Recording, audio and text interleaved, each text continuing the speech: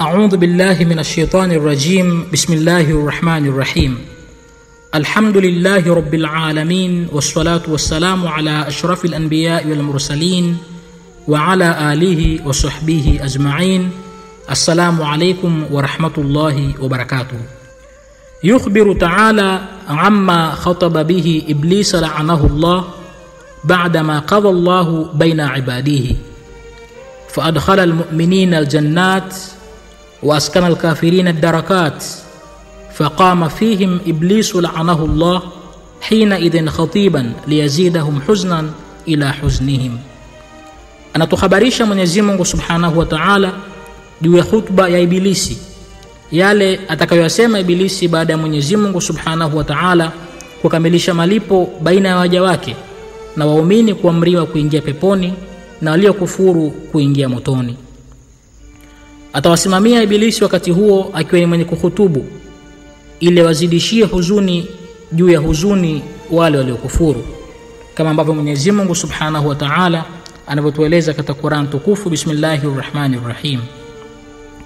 وقال الشيطان لما قضي الأمر إن الله وعدكم وعد الحق. Na shetani atasema itakapokatwa hukumu ya wema kwenda peponi na wabaya kwenda motoni, atawaambia wale waasi watakaomngangania, Mwenyezi Mungu alikuahidini ahadi ya kweli na leo ameitimiza. Wa wa'adtukum fa akhlaftukum, nami nilikuahidini lakini sikukutimizieni. Wa ma kana liya alaykum min sultan, wala sikuwa na mamlaka juu yenu ya kukulazimisheni kunifuata. Illa an da'utukum fastajabtum li, isipokuwa nilikuiteni tu nanyi mkaniitika.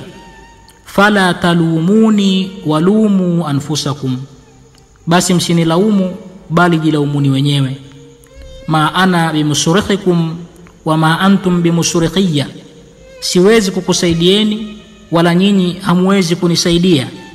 Inni kafartu bima ashraktumuni min qablu inna adh-dhalimina lahum adhabun alim, hakika mimi nilikataa kunishirikisha kwenu toka zamani, kwa yakini madhalim watakuwa na adhabu iumizayo. Khutba hii ya Ibilisi itoshe kututanabahisha juu ya dhima iliyo katika mabega yetu wenyewe ya kuandaa zawadi bora ya kuziokoa nafsi zetu baada ya mauko.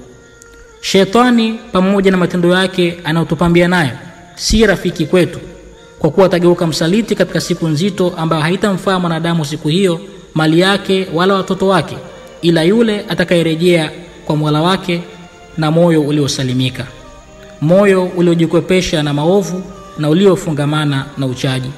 Tumuombe Mwenyezi Mungu Subhanahu wa Ta'ala atuongoze katika njia iliyonyooka, njia ya wale walioneemekewa na ambao hawakughadhibikiwa na Mwenyezi Mungu Subhanahu wa Ta'ala. Muhammad Khamis Magora, wa ma tawfiq illa billah. Assalamu alaykum wa rahmatullahi wa barakatuh.